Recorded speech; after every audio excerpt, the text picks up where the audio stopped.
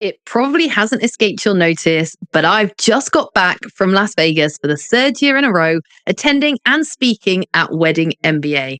Well, in my world, what happens in Vegas doesn't stay in Vegas because I love to share it with all of you. In today's episode, I'm going to be giving you a recap of all the lessons learned in Vegas this year. I'm Becca Poutney, wedding business marketing expert, speaker, and blogger, and you're listening to the Wedding Pros Who Are Ready to Grow podcast. I'm here to share with you actionable tips, strategies, and real-life examples to help you take your wedding business to the next level. If you are an ambitious wedding business owner that wants to take your passion and use it to build a profitable, sustainable business doing what you love, then you're in the right place. Let's get going with today's episode. If you followed any of my social media channels, you will have seen my Las Vegas content all over the place. And you know what? I'm even wearing my Las Vegas jumper to celebrate today's episode. In today's episode, I'm going to be talking you through all of the lessons I learned at this year's Wedding MBA and out in Vegas. I'm going to be talking about why I think these wedding industry conferences and events are so important for you. And I'm going to be giving you some little updates as well from some of the speakers and sponsors of Wed Pros Live. So let's dive straight in. Now, the first thing I want you to know is that this year I decided to do my trip a little bit differently. It's a long way to fly. And for the last 2 years, I've just flown directly to Las Vegas, spent the weekend in Las Vegas, and then had the week-long conference in Vegas as well.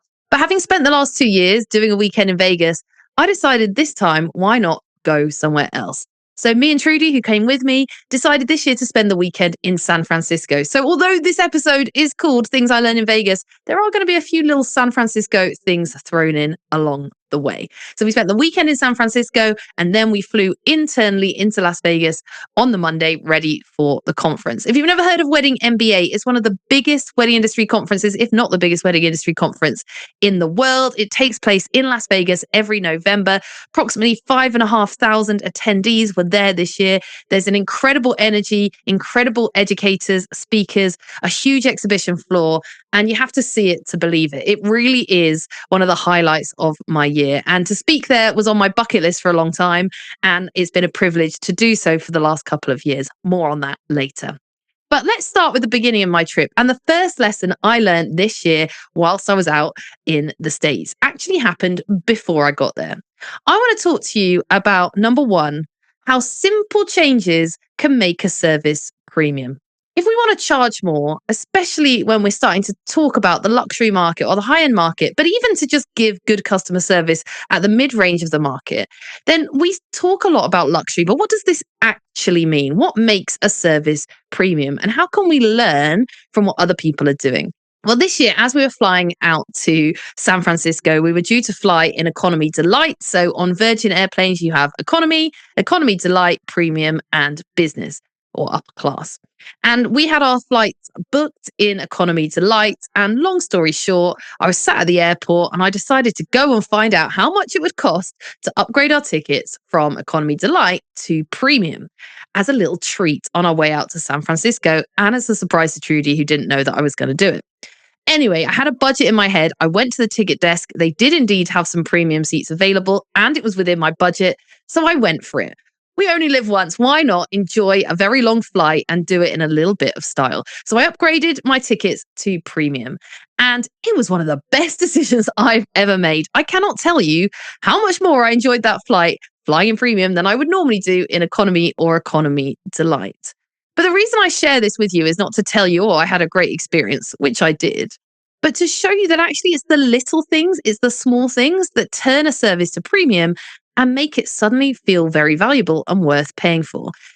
Now, a 10-hour flight anywhere is a long time. We know that it's uncomfortable. And of course, as soon as you upgrade to any other seats, you're going to get those normal perks like extra legroom and extra wide seats. We expect those things and you travel in comfort. But here are some of the unexpected perks that I would say made a difference, and they're not particularly costly for them to do. So the first thing was the way we were made to feel the moment we stepped on the plane. So as soon as we took our seat, we bought a glass of champagne while everyone else was still being boarded onto the flight. And all this was, obviously the champagne's nice, but the reason it made you feel premium is you felt welcomed, you felt special, and you felt cared about. So from the moment you sat down on that plane at the start of a very long 10-hour journey, before they'd even shut the doors of the plane, you were already being given something. You were being served and welcomed. They also had obviously looked at the tickets and knew us by name. Now, I'm sure they had to keep going and checking their lists. I don't expect them even to learn all of the names of the premium passengers. Remember, we're not even in upper here. This is just premium. But they came and they said, Rebecca, do you like to drink? Would you like a glass of champagne? And little things like that make a service feel premium. Then, when we were in the air, halfway between London and America, we were served the cup of tea that you often get, cup of tea or coffee on a flight. Now, this is nothing new. Everyone gets a cup of tea or a coffee on a flight. But what made it premium? It was served to us in a china mug. Now, on a normal day, serving me a cup of tea in a china mug wouldn't feel particularly premium. But when you're up in the sky and you're used to getting that plastic cup that I always get when I have my cup of tea, and it tastes slightly odd, to suddenly be served a cup of tea in a china mug felt like an amazing thing. We took photos of it, right? When you're up in the sky, anything feels special, right? But again, a really simple change that made something feel premium. And the final thing was the speed of the service. So at the end of a meal on a flight, you eat your meal off your little tray, and then what I find is that your tray is then sat there for ages because they've got to go and serve everyone else, and then they've got to clear everyone else away, and that process just takes a long time. However, when I was sat in premium, the moment, and I mean like 30 seconds after I'd finished the last bite and put all of my cutlery back on my tray, someone came and took it away. Another really small thing that suddenly made that experience feel more premium. So why am I sharing this stuff with you? Well, I want to encourage you to look at your offering and to look at your business and realize that you can offer premium levels of service without it costing you a lot. You just need to look at where those points are that you could add in a little bit of extra value. And it could be something very, very simple. It doesn't need to be earth shattering to give someone a premium experience and then to justify charging them a whole lot more. If I told you how much I paid extra to get my cup of tea in a china mug, it would be ridiculous. But in that moment, it made it feel worth it. So take from that what you will. Okay, my second thing that I learned was actually in San Francisco. I'd never been to San Francisco before. It was a great city. I really enjoyed spending the weekend getting to know it and to see all of the different sites. But one of the things I'd been told about before I went was this new technology called Waymo. If you haven't heard of Waymo, essentially it's a driverless car. It's the first driverless car service. Yes, that's right. These cars have no driver. And I'd heard about it and I'd read about it and I'd heard mixed reviews about whether people liked them or not. And so I absolutely knew I wanted to try one of these out when I was in San Francisco. Number one, for the experience to see what it was like. And number two, because I knew it would make great content for social media as well.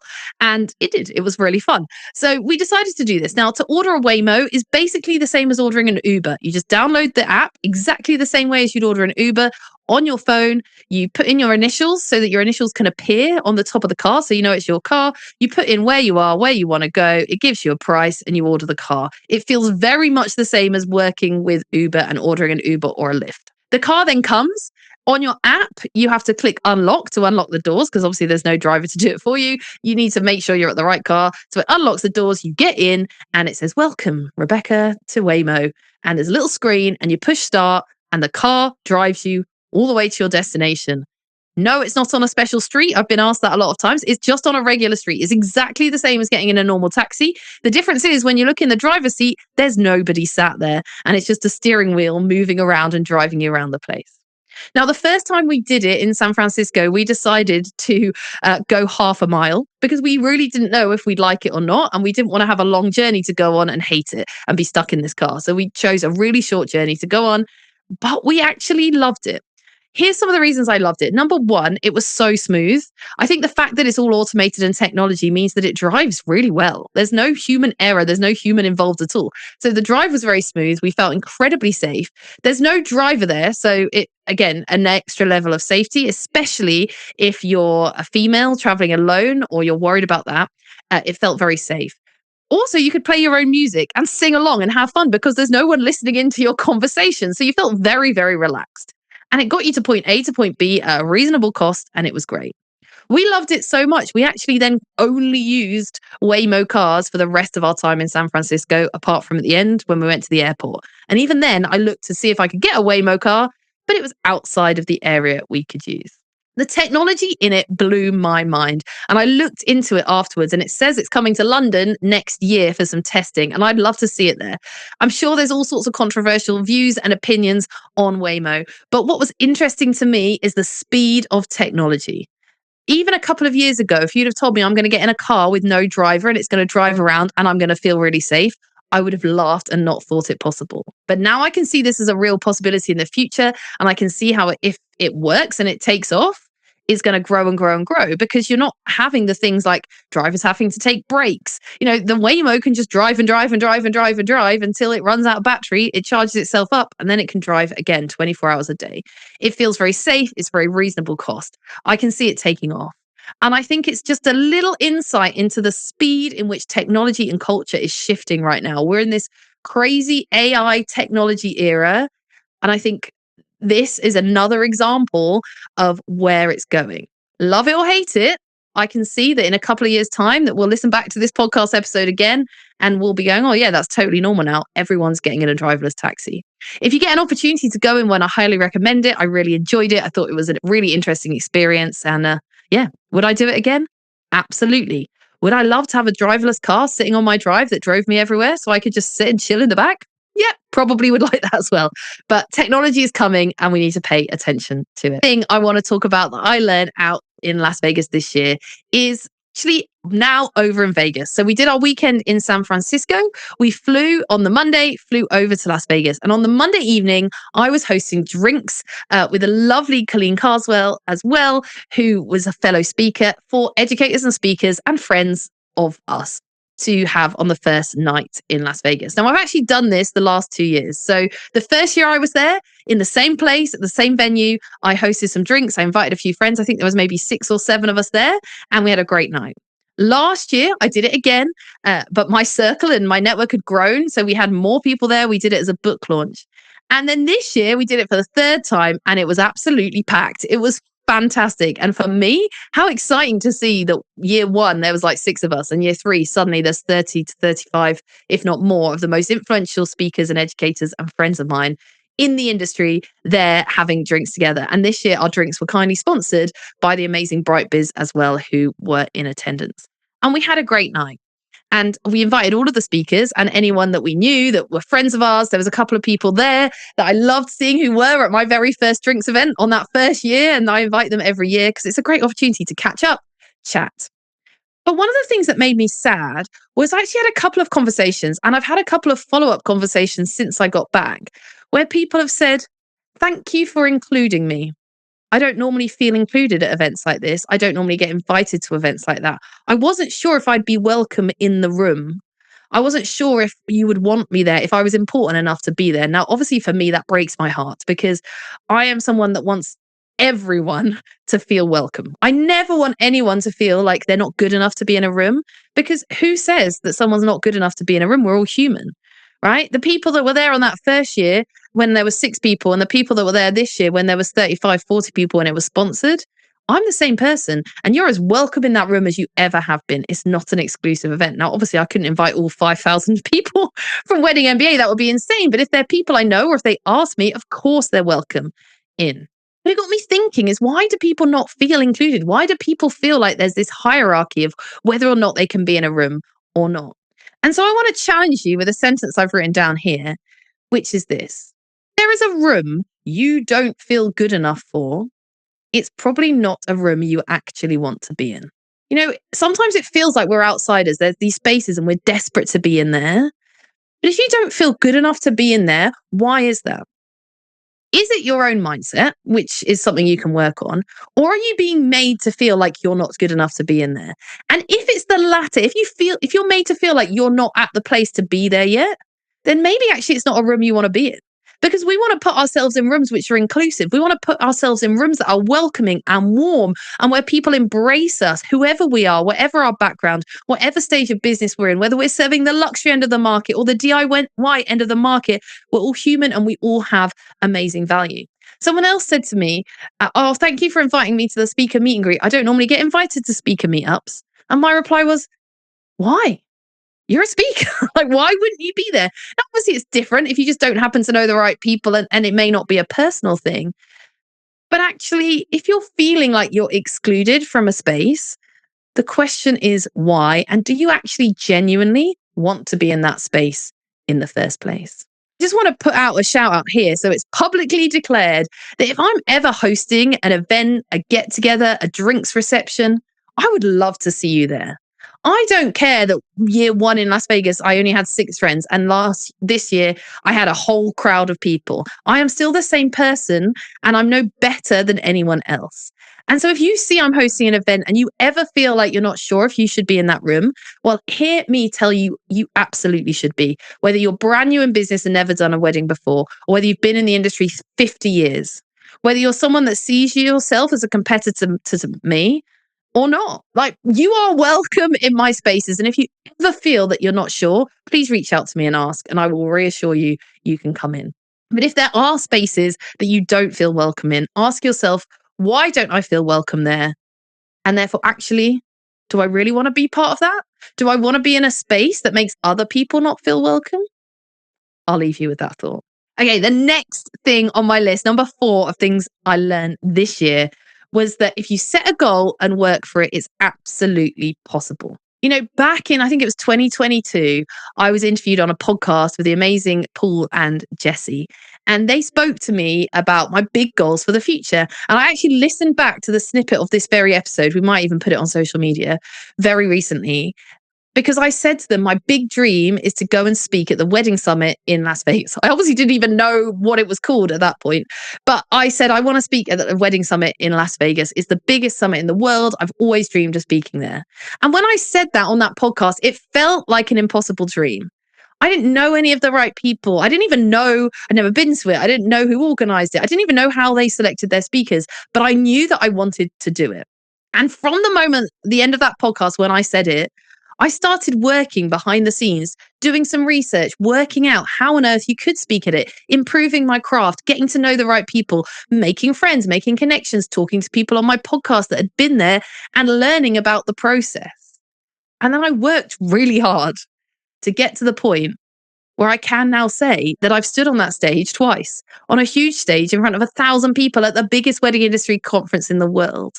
Not by luck, not by accident, not because someone plucked me out of the air and said, Becca, you need to be on our stage, but because I set a goal and I worked hard towards it. Did it happen overnight? No. Did it happen that year? No. Did it happen eventually? Yes. And I'm super proud of that.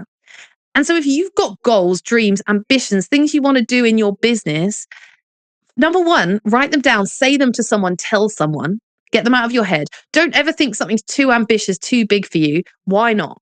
Why shouldn't you do it? And then you got to work backwards and work, okay, this is the big goal I want. What are all the steps I need to do to get there? Who are the people I need to meet? Where are the places I need to go? You know, I knew that to speak in Las Vegas, I discovered you had to go to the conference first. And so the first year I went, I literally flew all the way there to attend the conference with the pure intention that I wanted to be able to speak. And I knew I couldn't do that unless I'd attended. Right? So sometimes it's sacrificial. Sometimes you're going to have to go out of the box. Sometimes it's not going to be as quick as you want it to be. Sometimes it's going to take a long time and a lot of effort. But if there are things you want to do, never tell yourself you're not good enough. Never tell yourself that you can't do it and it's not possible.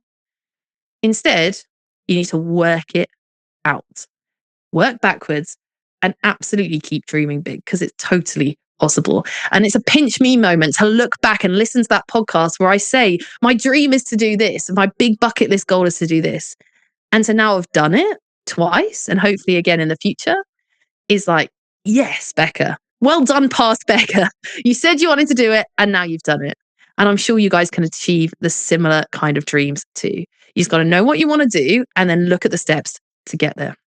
Okay, number 5 on my list of lessons I've learned is that even a nightmare can work out okay. Now, some of you may have seen this story over on my LinkedIn, but many of you won't have done. And you'll have looked at my clips maybe on social media of Las Vegas and thought, yeah, Becca absolutely smashed that. And did smash it in many ways. But actually, something also happened where my biggest nightmare came true.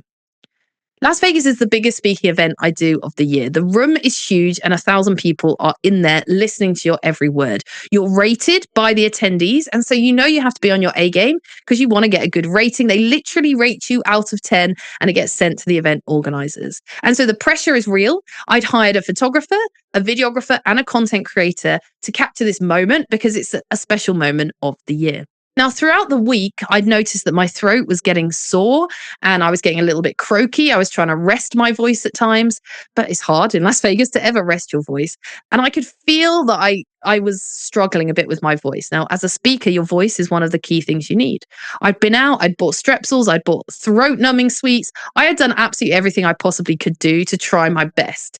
But my worst nightmare was, what if I choke on stage? What if something goes wrong and I can't stop coughing? Because there'd been a couple of instances that week where something had hit the back of my throat and I started coughing and I was struggling to stop. Now, this was very real in the front of my mind. I went on stage with a big bottle of water, and actually the lovely Eamon from Bright Biz, who was introducing my talk, I looked at my bottle of water and said, I think you need more in there, and actually poured some of his water into my bottle, which I'm forever thankful for because I needed it. Anyway, I got to the stage. I got about 3/4 of the way through my presentation. It was all going well. Everything was going smoothly. I was on time. And as I said a sentence, I physically felt a piece of dust or something hit the back of my throat and tickle. And I knew immediately this is not going to go well. So I caught it halfway through a sentence. I stopped. I immediately walked to the lectern, picked up my bottle of water, chugged back half a bottle of water in the hope that it would stop it. It didn't. So I went to speak again. And guess what happened? I just started coughing and coughing and coughing. Every time I tried to open my mouth, it wouldn't work. It was awful. If you think about the worst thing that could possibly happen to you on stage, that was probably one of them, right? Other than completely freezing and forgetting what to say, having a coughing fit in front of 1,000 people is not ideal, especially when you're the speaker. And it was probably for a few seconds, but in your head, it feels like minutes or hours. It's horrible. And I'm thinking, how am I going to stop this? This is awful. How am I going to carry on? Everyone's probably thinking, what on earth's going on here? It was not ideal, and it's what nightmares are made of. Now, as I struggled in this moment, this lovely lady in the front row stood up and just said, I've got a mint. Do you want it? And I said, yes. She handed me this mint. I popped it in my mouth. I sucked it for a couple of seconds and I felt that tickle ease.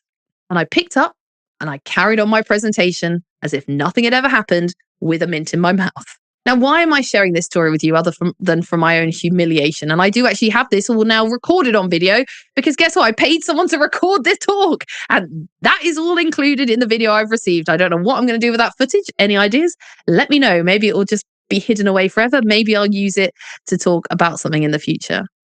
But it taught me a lesson because what happened was I took that mint. Everyone in that room gave me a huge round of applause and I carried on. The support in the room was unreal because everyone wants you to succeed at that point. Everyone had seen my vulnerability. In that moment, everyone could see and feel the struggle that I was in. We've all had a moment where something's tickled the back of our throat and we can't stop coughing. And they were willing me to get through it and get to the end. And when you have an audience of 1,000 people listening to you and willing you to get to the end, that changes the energy in the room. Because suddenly they're all on your side and they want you to succeed and they want you to do well and they want you to get through it. And I did. And they gave me the biggest round of applause at the end. And the support was amazing. So many people for the rest of the conference came up to me and said lovely words about it doesn't matter that happened. It's the fact you recovered. Oh, we've all been there. Oh, you did really well to get over it. And the support felt amazing. In fact, we even joked that maybe I should add that as a section into every talk I do because it changed the energy of the room so much. Now, obviously, I'm not going to do that. It was mortifying at the time. But reflecting back, and this is what I wrote about on LinkedIn, it showed me that even the worst nightmare coming true wasn't as bad as it was in my head. Often people say they don't want to do public speaking or they don't want to put themselves forward for something because they're scared of the worst happening. They're frightened of freezing on stage. They're frightened of coughing on stage. They're frightened of making a fool out of themselves. But actually, I lived that nightmare that people are scared of, and it was okay. I'm here to tell the tale. I haven't got my score back yet, but I'm hoping it's not going to be impacted by the fact I coughed halfway through. People were behind me. The energy was great. And actually, it showed me I don't need to worry about the worst happening because even if the worst happens, it's still absolutely possible for you to style it out and carry on. So if you're holding back from doing something in your business because you've got this nightmare scenario in your head, remember my coughing fit. And remember, even if the worst case scenario happens, it won't be as bad as you think it's going to be. Am I proud of it? No. Is that probably one of the worst things that's ever happened to me on stage? Absolutely. Is it the worst talk I've ever done? No. Because actually, I think, if anything, it was one of the best talks I've ever done because the whole crowd was willing me on to succeed. And I felt that they were with me. They were for me, not against me. And the energy shift and the relationships built through me showing that part of me that's vulnerable and real, a human, all of the things I talk about actually worked in my favor. And it was okay. So maybe I'll release the footage of that at some point. Maybe I won't. Watch this space. If you've got any ideas on what I should do with it, let me know. Okay, the next thing that I want to share about Las Vegas is the importance of a content creator.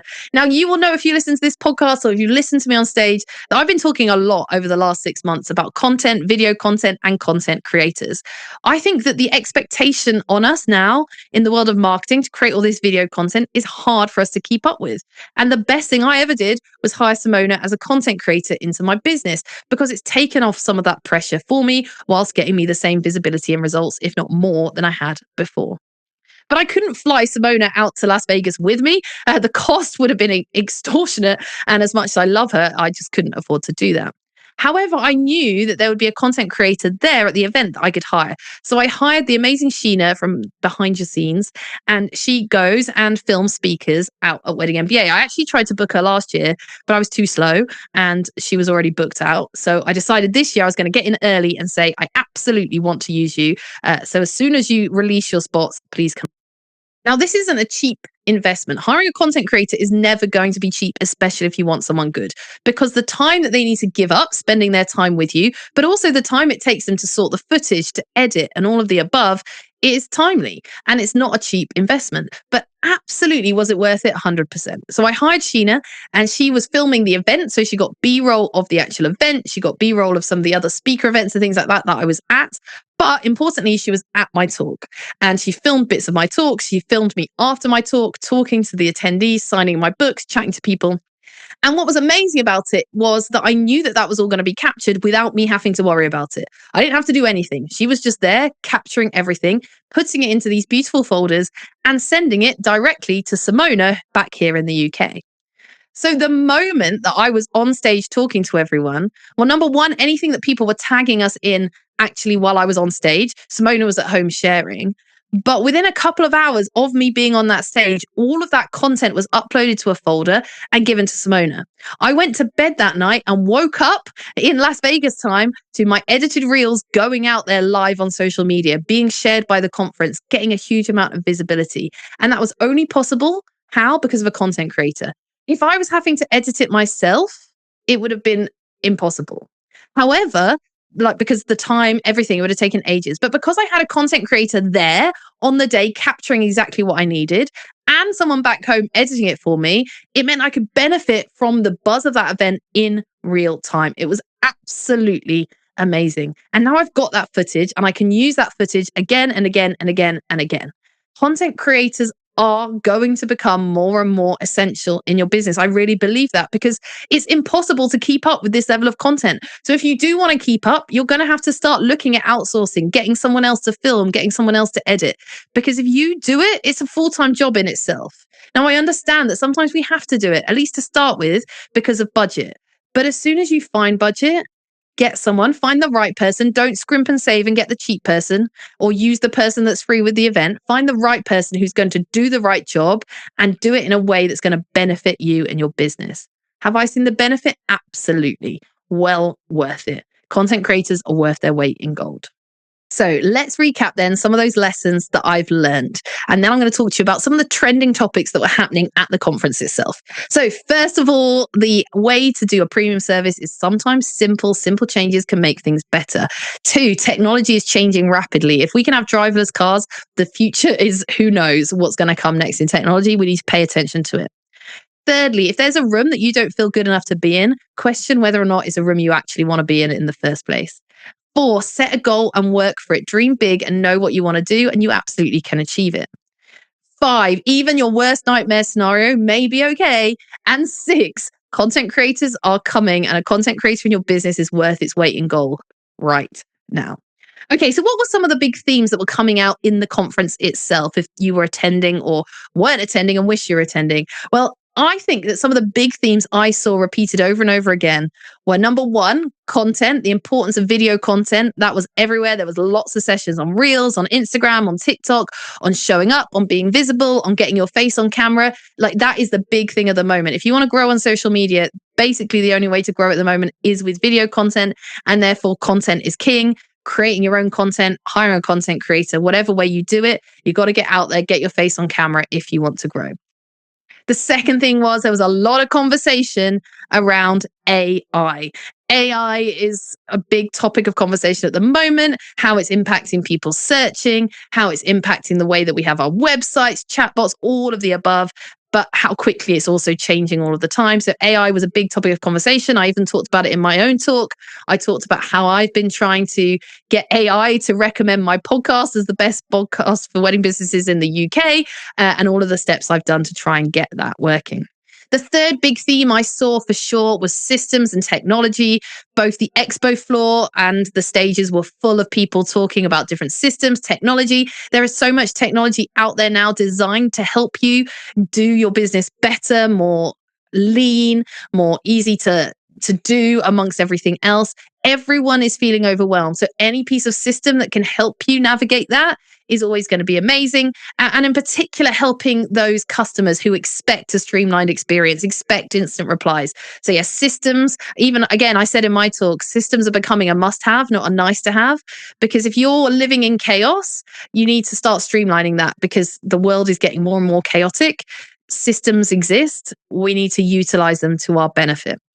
And the final thing was there was a lot of talk about Gen Z. You'll have heard this on my podcast. You'll have heard this in other places as well, but constant talk about Gen Z, what customers want, what the difference is between the next generation, what the difference is between the generations, and why we need to pay attention to it, how they're shopping, how it's important that you have prices on your website. All of the things I teach were still being shouted from the rooftops at Wedding MBA this year, and absolutely are coming and happening. Another interesting topic is experiences, whether or not, we're living in this experience era. People are talking about the way that you do show rounds, the way that you do wedding days, the experiences that couples want to give their guests. Experiences are king. Interactive things at weddings are still trending as well. So there was some really great conversations, some really great topics, some really great talks. But I would say they were the themes that were coming through strongly this year. So content creating, AI, systems, Gen Z, and experiences as well. So it may not be possible for all of you to get to Las Vegas next year, although if you can, I 110% recommend you give yourself the opportunity to go there. But wedding conferences, wherever you are in the world, I believe are a must. If you are not going to any wedding conferences or you're not going to one every 6 months, why not? Why are you not doing it? Now, it could be because the ones you've been to before have been naff, and I get it. If you're going to go to a conference, you're going to give up a day of your time, you need to go to a really good one. So if you've ever got questions about whether something's worth going to, feel free to reach out to me. I'll always give you my honest opinion if I know, or find someone who knows the answer to it, because I understand the value of giving up your time. But if you can go to a high quality, great event, it is absolutely worth every single penny. And this is why I think it is. Number one, education. You are going to get the best education if you go to the right conferences. We need, as wedding business owners, to be educating ourselves all of the time. The market's always changing. Trends are shifting. Technology is shifting. And it's impossible for you as a solopreneur to keep up. So by attending conferences, you're going to keep yourself ahead of the game. You're going to understand exactly what's going on. One thing I will say on education is if you are going to go to a conference, you do want to make sure you are at one that prioritizes education. What do I mean by that? Well, one of the things I love about Wedding MBA is that the selection for speakers is actually really high. The bar is high. And that's why, even though it's brutal, they do all of their ratings, because they don't want to have speakers at their events that aren't very good. We've all been to conferences where we hear someone who's rubbish at speaking or doesn't know what they're talking about, or it's just someone who's done really well in the industry talking about what they've done. And actually, it just feels like a lot of self-promotion information for them, and that's not so beneficial. So if you are going to give up time, go to events that really prioritize the education and the standard of that education. Now, one of the big problems and issues we have in our industry is that a lot of the time speakers aren't getting paid, which is therefore why it drives down the quality of speakers, because sometimes the best speakers aren't going to come to the event because they're not getting paid anything for the event. And so therefore you always get the newer level of speakers. I'd love to see this change and shift. That's a whole bigger conversation.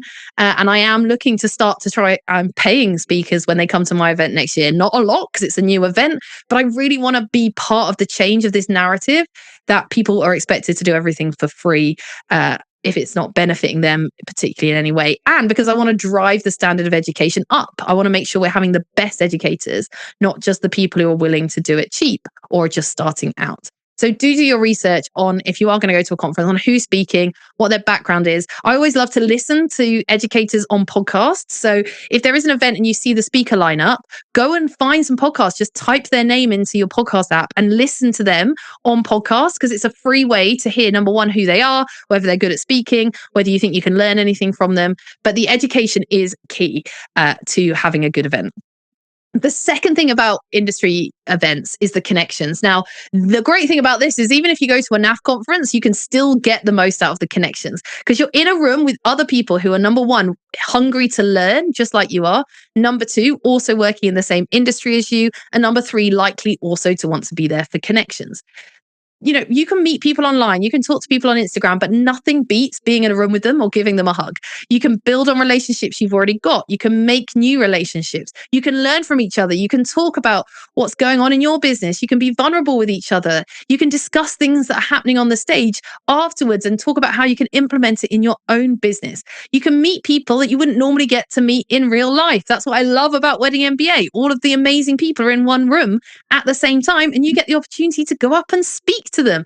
I had loads of people speak to me this year at the event saying, "Oh, I've listened to your podcast and it's such a privilege to speak to you." Now, it's probably not a privilege to speak to me. I'm just a normal person. But for me, it's great to meet people, to hear from you, to hear your stories, to hear what you're doing in your business, and to be able to actually put a face to a listener number is great. So connections are key at these events.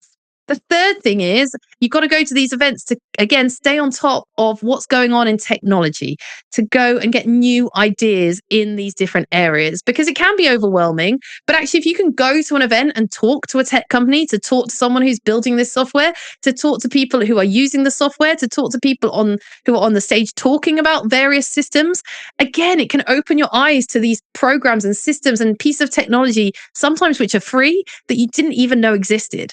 And they're a great place to do that, because you'll find that at these kind of events, often the cutting edge is there. People are talking about the cutting edge systems, the things that are doing well, and the things that are specifically built for the wedding industry as well. And the final reason to go to wedding industry events is because there's nothing like it for having energy and inspiration. A lot of us work on our own a lot. And even if we work in a team, we tend to be in this little bubble in our venue or in our team, working in the same places, doing the same things, going and working at all these different weddings. And actually, it's nice to just break out of that little bubble and be in a room that's for you. One of the reasons I love having my week in Las Vegas is it's a whole week for me, working on my business, meeting connections for my business. There's no other distractions. And I find that incredibly inspiring. I'm surrounding myself with my fellow educators who I respect and admire and can also learn from.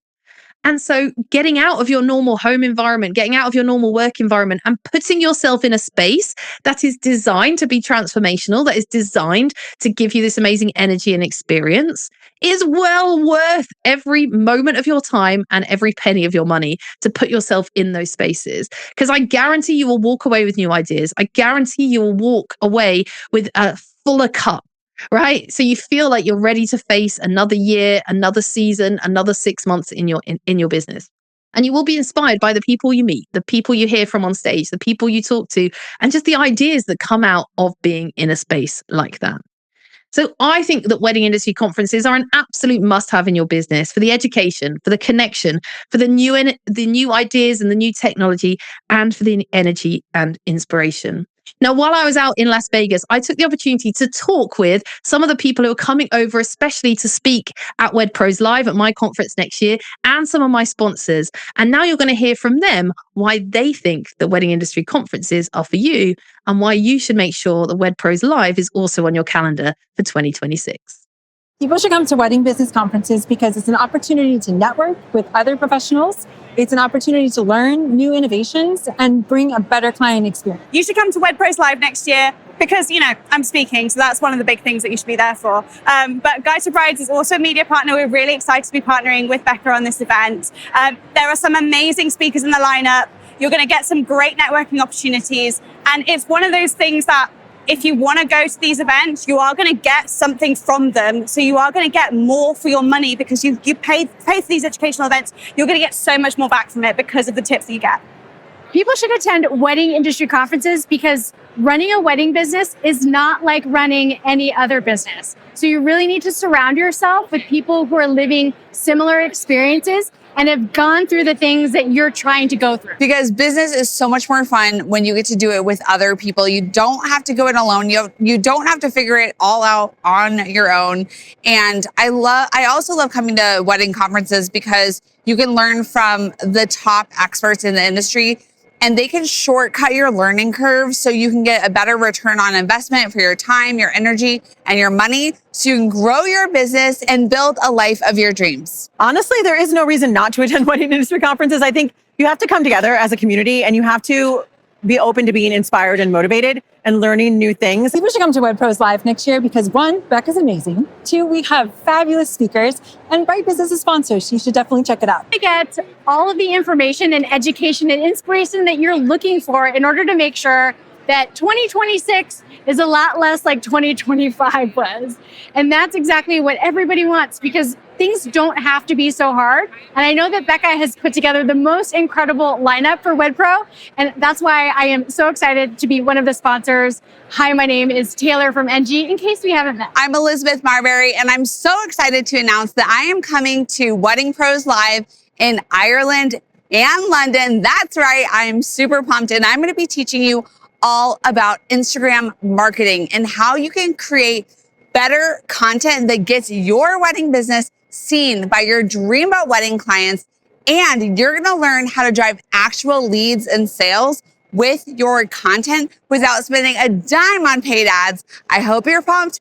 I can't wait to see you there. Hey, I'm Renee Dallo, and I'm so excited to be coming to Wed Pros Live in Ireland and London. I'm going to be talking about atomic habits and how to really use your everyday habits to up-level your life and your business, because we are not doing burnout in 2026. We are not doing overwhelm in 2026. We are doing sustainable, healthy businesses and lives.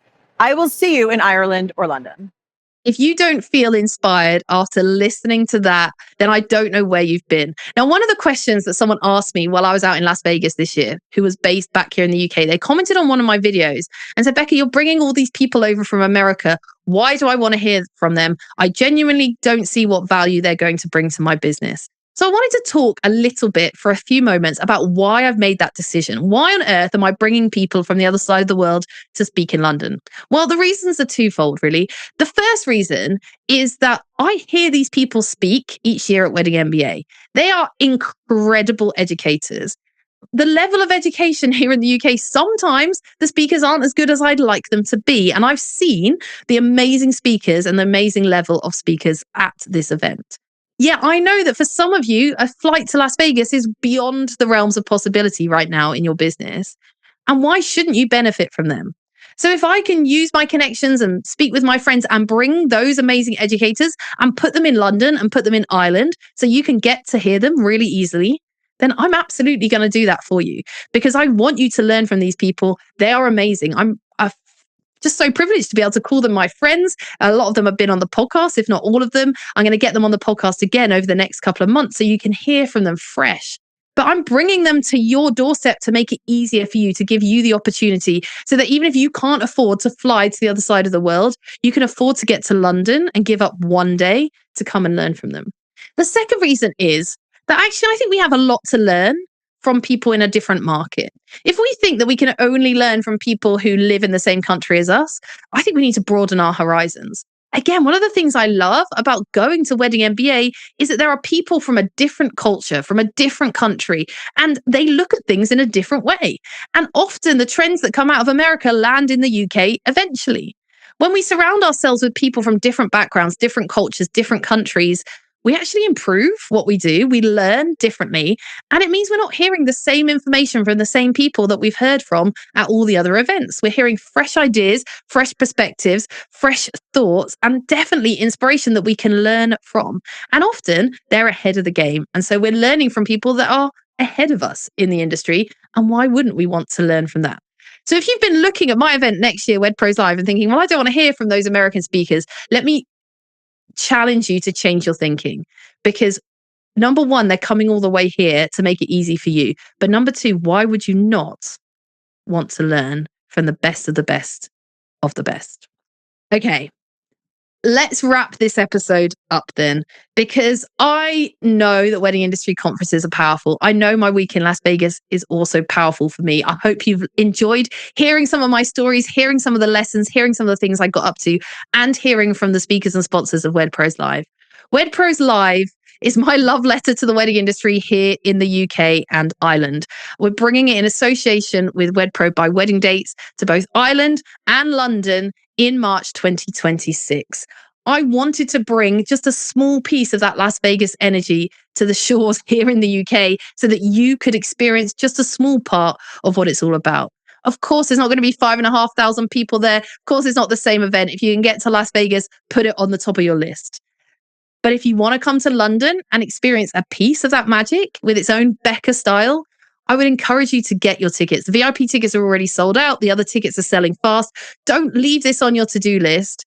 Get yourself, get your team, get your friends, get together. Because if I can fly to Las Vegas to better my business, you can get on a train and give up one day and come to London. It's going to be a phenomenal event. It's going to bring you inspiration and energy. It's going to show you what you need to know for 2026 and beyond.